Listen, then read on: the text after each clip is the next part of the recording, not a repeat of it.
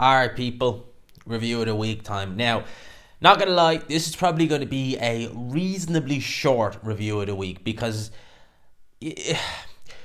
last week we were meant to be obviously having Fury Usyk February 17th, but we obviously aren't. We're having that in May, hopefully. And really, since midweek report on Thursday when I recorded that, there's not really been that much at all news, really, coming out of the world of boxing. I do see that and I know there was a DAZN card on last night. Eddie Hearn was, I think it was one of his shows. I actually think Mauricio Lara got a draw on that show, which is kind of a bit of a fall from grace when you think about it. It was roughly this time last year he beat Lee Wood to become champion, WBA champion at 126, and now he's struggling to get a draw. I mean, that's a fall from grace. But he kind of, it almost seemed like he got the world title and then it was like, right, the work is done, let's not do anything. Because that rematch with Lee Wood, it was completely one-sided in Lee Wood's favour. And considering the fact that, yeah, like the first fight Lee Wood was winning it, but yeah, I thought that there would have been at least something from Lara in that fight, but there wasn't. So God knows where he's at now. In terms of the Golden Boy, I think it was Golden Boy anyway, show that was on. Jojo Diaz headline. I just want to make sure, yeah, it was Golden Boy. Jojo Diaz. We're seeing a lot more midweek fights now, aren't we? Not necessarily a bad thing. Look, fights happen every day of the week in boxing. So I know I say we're seeing a lot more midweek fights. Listen, you can go, even in the UK, there's fights on any day. You know, I mean, you look around, you go on BoxRec. I mean, there is fights on left, right, and centre every single day of the week, 7 days a week. It's just the more well-known fights are normally on. 90% are on a Saturday, some are on a Friday. A very rare few are on a Sunday. But that's primarily the days. You don't tend to see many midweek fights, although I don't necessarily mind them. And we're starting to kind of see a few more now. Now, Jojo Diaz, it's really a bad look because he lost a split decision against a guy called Jose Antonio Perez Campos. Lost that over 10 rounds. 137 pounds. This was at, like, he probably is envisioning the campaign at lightweight, but for all intents and purposes, this was at 140 pounds. I can't believe Jojo Diaz is fighting that high up in weight because, and Jojo Diaz, bear in mind, he's only 31 years old. I remember him fighting on a couple of Canelo undercards back in the day. I think he was part of the US 2012 team that went to London. And, you know, I remember seeing Jojo Diaz, never really being impressed with him. He didn't really have anything that jumped out at me. But at 126, you kind of thought, okay, you know, he might do okay. And he went to 130. And then I think he lose his title on the scales at 130? I'm pretty sure he did. He did lose his title on the scales. He beat Tevin Farmer for it in 2020. And then he lost it on the scales. And since then, he obviously lost to Gary Russell Jr. Remember that fight well. Lost to Haney, lost to William Zepeda, lost to Gesta. That was a split decision. Got a win over Jerry Perez last July. And here's another loss. I mean, that's his 5th loss on Jojo Diaz's record, which kind of, for me, that's more or less a stick a fork in him type of affair once it's that. And I think with Jojo Diaz, for me, the guy, I never touted him as, you know, going to be one of the main guys to look out for, anything like that. I never really touted him to be that. But certainly at 126, he could have been a good addition. And I think it's just poor discipline with Jojo Diaz. I mean, he really has no business weighing in 137 pounds for a professional fight. He really has no business at 140. Even at lightweight, you know, you would say that if you gave him the natural progression, you'd be saying he'd probably be a 130 pounder now. You know, could have done 126 maybe up until 2020 thereabouts, and then 130. To be weighing in at 137, not even at lightweight, is no, for me that's just too heavy. And yeah, it obviously appears that it's just poor discipline, which is the issue with Jojo Diaz. So that was primarily the fights that were on. I know this week coming, we have that show over, I think it's in Florida, with Edgar Berlanga versus Patrick McCroy. I'm actually quite looking forward to that fight. I think that fight's going to be good. I'll definitely end up probably doing a review of that. I don't think there's anything really big coming up though. I'm going to have to jog my mind, but I think we're kind of really looking at Joshua Ngannou, which is now roughly 3 weeks away thereabouts. looking forward to that fight, obviously. I'm looking forward to the card. The card is pretty good. And I think kind of now, it's weird, right? Because it's come up so quick, this fight. They announced it in January, and now we're not far away from it. And, I still think that Joshua is going to have the fight that Tyson Fury should have had against Francis Ngannou. Although Ngannou was a very, very strong man, and some would argue that the fact that he went to 10 rounds with Tyson Fury, a less than optimum Tyson Fury, it's fair to say, a very ill-prepared Tyson Fury, nevertheless was able to go to 10 rounds and drop him, and win a couple of rounds on merit as well. It just wasn't just a knockdown. He did win some rounds on merit itself. That will not only stand him in good stead for Joshua, but will help actually develop him as a fighter, because a lot of people said that going into the Fury fight, one of the things Ngannou has on his side is the fact that there's really, Fury can't really gauge where he's at, because there's not really any footage of him fighting certainly Queensberry rules or anything like that with gloves. So I get that. And obviously with Joshua, he has the benefit to be able to go and say, right, YouTube, there you go. There's his fight with Fury. Look what he was doing there. Look what he was doing there. So he's the benefit of doing that. So it's not going to be as much of an unknown. However, some would argue that now he's had those 10 rounds with Fury and he's done back-to-back camps. As a fighter, he's only going to improve. And maybe because he did kind of fool us a bit in that Fury fight. I didn't think he'd stand and box with Tyson. I thought that was a stupid idea. To be honest with you, to be quite frank, I thought it would be a crazy idea. Turned out to be a pretty good idea. He didn't win, but he was able to hang with him. Whereas with Joshua, I think, I don't think you should go in there looking to box. I think that use his strength and try and overpower Anthony Joshua would be probably the best thing he could do. But I think that's the intriguing part of it. Again, I think that Joshua will have the fight that Fury should have had. But, it's heavyweight boxing at the end of the day. Anything can happen. Obviously, the big talking point going into Ngannou Joshua prior to Fury Usyk being pushed back was the winner goes on to face the winner of Fury Usyk. And the plan was, obviously, we will be talking about Fury Usyk, the result in this video, had it happened. We're not. We're waiting until May. Joshua and Ngannou are going to have their fight. The winner of that is likely going to face someone like a Filip Hrgovic, who the likes of Daniel Dubois have been mentioning. Daniel Dubois mentioned Filip Hrgovic. I mean, my guy is, that win over Jarrell Miller has done something to him. It's lit a fire under that guy. Between the trash talk, and I still just think that was one of the funniest things I've seen in boxing, when he trash talked Jarrell Miller and said, every baby has a daddy.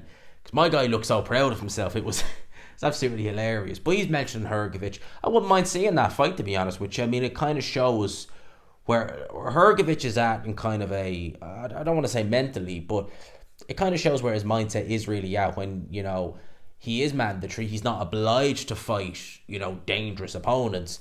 But when he has a fight, he chooses the likes of Mark Demori, who have no business being in the ring at any real level, quite frankly, certainly now. But certainly his whole career, to be honest, which it shows kind of where he's at in terms of he's just going through the motions. So, it's interesting. I'm looking forward to the card. I think the card's going to be good. And yeah, we're only a couple of weeks away. It's the main kind of fight now. It's not looking too bad if you think about it, because we've got a nice couple of months now. And I know February should have been a busier month than it is. It's been a deadish month in terms of boxing. There's not been that much going on. There's been some good fights, but it's been a bit of a deadish month. Whereas March, we obviously have Joshua Ngannou. April, we have Garcia Haney. It's a good fight. We are going to have Canelo, which I'll talk about now in a wee sec, against... That's the question, against who? We'll talk about that now in a sec. And then obviously we'll have, as it stands, lads, Fury Usyk. All right, as it stands. So we've got a good couple of months ahead, and then let's see what the summer months have in store, because it's normally kind of April, May, you start hearing about the summer fights. Now, with regards to Canelo, David Benavidez will be officially set as Canelo's mandatory challenger in March. WBC President Mauricio Sulaiman has reaffirmed. Sulaiman has not clarified when the fight will be ordered, but indicated Canelo will be free to face another opponent in May. Of course he will. You see, Sullivan, it's all well and good to just order the fight. It's all well and good to just say, we're going to announce that Benavidez is the mandatory challenger, but ordering the fight is another thing, because we've seen WBC have mandatories drag out for God knows how long. And I would say, even if I was a promoter or a manager or a fighter, depending on the division you're in, you'd be reluctant. I think the way Sullivan is doing things, it is like a guy who's drunk on power. He's making the rules and he's doing this. But surely for Sullivan, surely for the fighters, the ones who are looking to get these shots, surely they're looking at this whole situation at certain weight divisions, the way the WBC are behaving and acting with regards to title shots, and thinking, do I really want to fight a WBC sanctioned bout? Do I really want to go down the road of fighting for a WBC title? I mean, you could somewhat argue it ruined Dylan White's career waiting it out for that WBC title shot. I mean, he set his sights on that title in roughly 2017. It was 2022 before he even got a crack. Now, some of that was his own fault, obviously getting knocked out by Povetkin and stuff like that. Yeah, you can take that definitely into the argument. But you see some of these guys having to wait 2 years to get their crack. Whereas you look at the IBF, WBO, and to a lesser extent the WBA, which is a bit more of a kind of grey area, because some of them, they get mandated to fight for the regular, and then you're kind of like, what is happening? Whereas the other two, it's more a straight shot, unless something is in, a unification or something like that. The other two just tend to say, right, you're the mandatory, yeah, all right, we'll order your fight in the next couple of months, and you'll either be fighting soon, or it's not dragged out. And for me, as a fan, if I was a promoter or a manager and I had a fighter and I was seeing that some of these guys are waiting 2 years for a shot, I'd be thinking, do you know what? Let's save the money. If we need to, spend it on sanctioning fees, let's actually try and do it with a sanctioning body who, when we become mandatory, or would at least let us have an eliminator to become mandatory, will actually go and give us our shot, rather than, us sitting around here waiting like a ghost. That's what I'd be saying there. Benavidez, his promoter, has said that told that Canelo Alvarez does not intend to fight Benavidez in 2024 in general. Canelo's legacy will be stained because he did not fight the best at the time, which is Benavidez.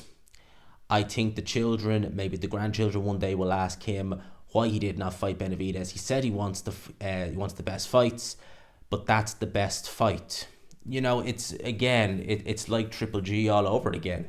In many ways, it really is. It reminds me so much of this Triple G situation where, you had Triple G as his mandatory, and, he chose to keep fighting at Canelo weight. Then the BBC put a bit of press. That's why they won't do it. That's why they won't pressure him. Because they did in 2016 pressure him, and he just said, right, there's your title. I'm going to fight Liam Smith for the WBO title. And I think the WBC were like, oh crap, we didn't actually expect that. And then you see when Canelo starts fighting for their belts again, they were even worse in terms of, being Canelo fanboys. They were even worse than they were, and they were bad prior.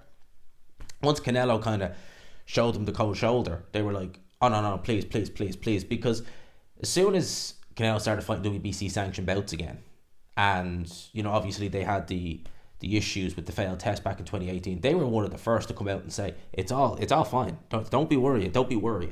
So, look, Canelo Benavidez is a fight I want to see.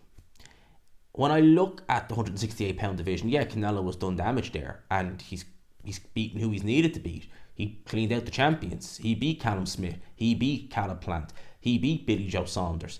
But Benavidez has been 2-time, I believe, super middleweight champion. Lost the title purely down to his own fault. He was caught, I believe, having a bit of the old how you doing. And then I think he was overweight for one of his fights as well. So he lost those titles purely down to his own stupidity, basically. His own fault. But no one's beaten him. I like that fight.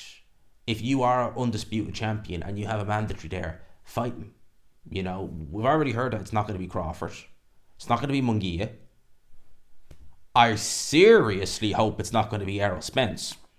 Because I tell you, I did see Sullivan said that it's his understanding that Terence Crawford versus Errol Spence rematch won't be happening, as they're going to give Crawford time to figure out his next move. I'm hoping that means that Spence is either going to retire, which I think for his own health he needs to do. but I'm a bit worried because they've been mentioning Canelo for a while, and yeah, coming in off the back of a loss, a devastating loss like that, some would argue that someone like a David Avanesian did better again. I'm not saying I agree necessarily, but some would argue that David Avanesian did better against Crawford than Errol Spence did. That's, I don't know if that would sell even. Well, it would sell. Sorry, I'm saying it would sell, but I don't know. I wouldn't like to see Spence versus Canelo. Certainly not at this point. What are we at here? Yeah, the April 20th fight between Haney and Garcia will be for Haney's world title. There's a step beside deal with Sandor Martin. I like Sandor Martin. I do. I really do like him, but that would not be compelling viewing. Tepid Haney versus Sandor. That would not be compelling viewing at all. I could. Oh boy, that could. Yeah. The IBF have now ordered Jerome Boots Ennis to defend his title against mandatory challenger Cody Crowley, who is a Canadian welterweight. It's actually reported that's going to be on the Canelo undercard on May the 4th. Now, that will be the IBF's first mandatory since Errol Spence fought Joshua Campa. I think that's how his name was. Campa in 2018. Long time, nearly six years, yeah, about that, nearly 6 years. Long time since the IBF have had a mandatory at welterweight. So they're not infallible either of what. I can't honestly say I'm massively familiar with this Conor Crowley guy. But I do have his box rec open here. He's 30 years old, 5'10", so reasonably tall for welter. I think Boots is about that size as well. 22-0 with 9 knockouts. He only has 9 knockouts. His last fight was a majority decision win over Abel Ramos. Beat Josecito Lopez. Beat Richard Holmes. Not really a who's who of the welterweight division, it has to be said, with the greatest respect. That last fight was on the... Actually, he fought on the undercard of Benavidez versus Plant. Okay. I honestly can't remember seeing this guy, quite frankly, but he is now mandatory for Boots Ennis. Let's see what happens there. Look, I'd love to see Boots Ennis go in there against someone like Terence Crawford. Get that mandatory out of the way and go in there with Terence Crawford if he's going to stick around at 147. I'd love that. As you know, I think Boots Ennis is tremendously talented. I think he'll have a fantastic career regardless whether he beats Crawford or not. Even if he fought Crawford and lost, I still think he'd have a tremendous career, quite frankly. Wayne Rooney believes that Wayne Rooney would beat Jake Paul in a boxing match. He used to box. He was actually an amateur. He knows how to look after himself. Wayne Rooney, Jake Paul at Old Trafford.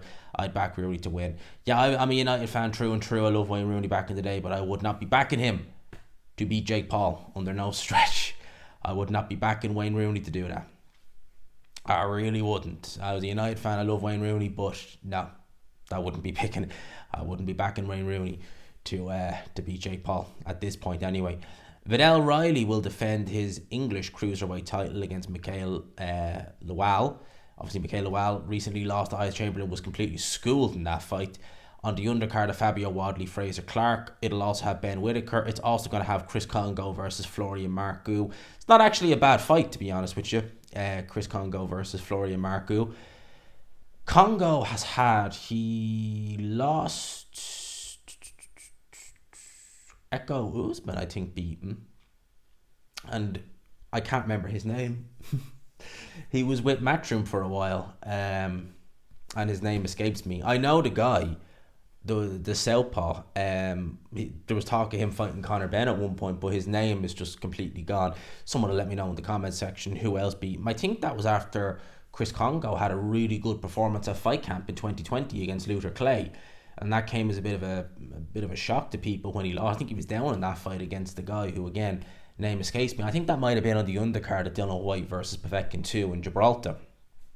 Marcoux brings a lot of eyes from Albania. I mean, he is a superstar over there, because you can see interviews with him on small channels. They're getting into thousands and thousands of views.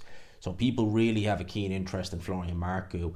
That's a fight he really should win. But Marcoux, you look at him and you're kind of like, sometimes he looks good, other times he looks bad. I'll never forget that Ryland Charlton performance where he just switched off. And like, Charlton, no disrespect, is he even English level?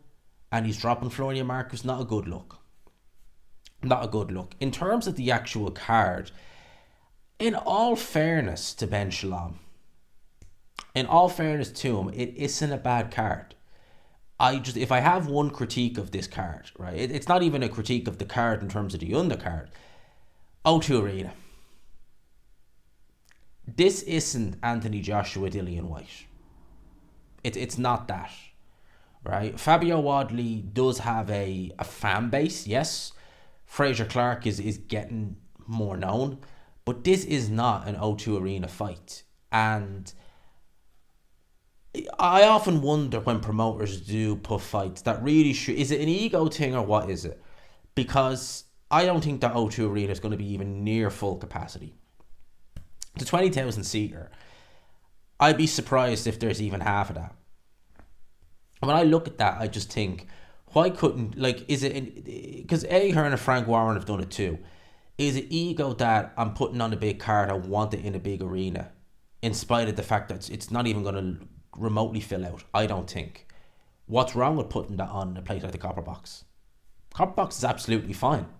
And you'll definitely fill it out. Maybe you could charge a little bit extra for the tickets, but it will look better on TV to see seats everywhere rather than, dark and top rows because you can't fill them. And look, don't get me wrong, I'm not hating on the card. The card looks good. I like the card, but by boxer standards, I mean, good Lord, this is an absolute, game changer by their standard because the cards have been horrendous. So this is a good little card, but I don't understand that when promoters do that, putting it on, because you're going to have to comp so many tickets. When you look at some of these arenas and you see them not even half full and you see people, you're like, how many of those tickets did they comp for free? I do wonder. But yeah, look, the actual card, I like the fight, Clark versus Wadley. I like some of the fights that are on the undercard. I think it's going to be a good show. So look, I'm all for that. But if I do have one critique, it's the O2. I'm like, neither guy. And again, Dillian White wasn't a big name going into that Joshua fight. Joshua was the star. So he could have, to be honest with you, Joshua could have fought anybody at that point, even 2015 Joshua, and filled out the O2. He was getting that big and that famous. Neither guy has the profile of an Anthony Joshua. No way. No way. So yeah, the rematch between Jack Catterall and Josh Taylor, it's going to kick off tomorrow in Edinburgh, and then the second press conference on Tuesday in Manchester. Very strange, they're open to the public. I don't recall many press conferences being open to the public. Like I know myself, I get emails when there's going to be press, but that's because obviously I have my name down, as to get them. And I don't recall many pressers being, publicly open. So they will do it for the weigh-in occasionally. But more often than not, press conferences and certain weigh-ins are reserved for, media only. So I was surprised when I seen that. But in terms of the fight itself, look, if it had been at 147, I'd be making Josh Taylor favourite. At 140, as I said, I think Josh Taylor needed to move up really after he won the undisputed title at 140. I think that was him. I understand why he stuck around, but I think he should have moved up at that point. And at this stage now, how much is left? I don't know. With Jack Catterall, if he loses, I mean, that is going to be promoter's nightmare. It's going to be Eddie Hearn's nightmare. It's going to be like, right, we can't use, we've used it so much that the fans are sick of it, that you got robbed against Josh Taylor, and as I've said several times, who hasn't been robbed in Glasgow? They get robbed every weekend in Glasgow. They do too in Leeds as well, so God knows what will happen there. But they literally use that as a selling point. And again, I don't mean this in a disrespectful way, but when you're Jack Catterall and you have two of the best talkers in boxing, Sam Jones and Eddie Hearn, who could sell you a car that's on fire, and that's really all they can come up with to try and sell you, it's not a good look. It really isn't. And if you take that away, oh boy, that's going to be a tricky sell. That's what I will say there. In terms of the fight, look, I will be making Jack Catterall favourite. I would. It's going to be an interesting fight. What does Josh Taylor have left? There's been rumours that he hasn't led the cleanest life. Like, he's not a Billy Joe Saunders or anyone like that for ballooning in between fights, but he certainly doesn't live the cleanest lifestyle. So, I mean, God only knows. God only knows. What else do we have? Because, as I said, there's not a lot going on. There's really not a lot going on in the world of boxing. I'm just looking through, seeing some of the fights that are maybe being talked about here, some of the fights that may be being announced. Harry Scarf, world title eliminator, okay, on a Wasserman show. Yeah, I'll go on Boxing Scene now in a wee bit and have a look-see through there, because there really isn't a great deal. Sam Gilly versus Jack McGann ordered. That might be a decent fight. Sam Gilly is actually quite fun to watch. Remember his fight with Louis Green on Sky a couple of months ago. That was actually a pretty good fight, to be fair. So we'll keep an eye on that. This is from IBN, International Boxing News. And there's not much. Subriel Mateus signing with Matchroom was kind of the one of the bigger stories of the week. And it was an interesting one, actually, to be fair, because seeing that, I was thinking, okay, Eddie Hearn has a potential star on his books there. And, a lot of people were happy about that. I personally think that Eddie Hearn, I might even do a separate video on it. Do you know what? I know I've already done a video, but I might just do another Mateus video, just talk about how formidable a fighter he is and how good I think he is and how great an asset this will be to Matchroom. And I know people say, gee, you really do things, but I know Mateus is a beatable fighter. He's been beaten. I've seen him be beaten already and avenge that loss. But what he brings to the table, we don't see it as much these days in boxing. An all action, just going for the jugular straight away from the opening bell, relentless pressure, aggression. We don't see that. And when you see it, you're like, I like that. You know this guy has a potential to get an even bigger following, and it's something I really like. It's something I want to see. So let's keep an eye on that one. In terms of Boxing Scene, yes, I have seen this actually. Jared Anderson to return April 13th against Robert Mares guy? Or Mary guy. So that was the guy they were ordering Daniel Dubois to face for the European title. He actually beat Tony Oka last time around. He is going to be facing Big Baby Anderson. Let's see. Big Baby, he has had some issues, to say the least, over the last kind of years. Well, the last 6 to 8 months. Which is a shame. It is a shame to see. I hope that whatever those issues are, he's in a better place now than he was certainly last year. Because he's a very talented fighter. You do worry when someone like him says that, he's already seeing, life after boxing. He's only, 25? Thereabouts. It does kind of make you wonder, is the hunger there? And I say that because when I see a fighter as talented as Big Baby is, I want to see him fulfill his potential. I really want to see that. And if I'm not seeing it, or if I'm seeing a fighter give, less than 100%, it can be a little bit like, come on, Joe Joyce, I'm hopeful Parker can beat Zhang. Be just a little bit more smart, skillful than I was. Just a little bit. Just a little bit. No, be a flipping lot more skillful than you were. Jesus Christ, you literally just stood in front of the guy and let him hit you repeatedly against Zhilei Zhang. That ain't a good idea. Definitely not a good idea. So Joe Parker needs to be very careful in there. If he beats him, you could do the rematch. Yeah. It really does show. Like Joe Parker, I was chatting with a few guys on Press Row at the Hambashiras fight, and we all kind of came to the conclusion that maybe that knockout loss to Joe Joyce was the best thing that could have ever happened to Joe Parker, because it's almost like those two losses to Dylan White and Anthony Joshua. Well, the Dylan White one was very competitive. The Joshua one, he won rounds, but it wasn't really that competitive in the end. He was just there. And you'd seen him after, he was happy to be there, and blah, blah, blah, blah, blah, blah, right? But against Joe Joyce, where he did try and win, he ended up getting ironed out, knocked out, which is obviously not nice.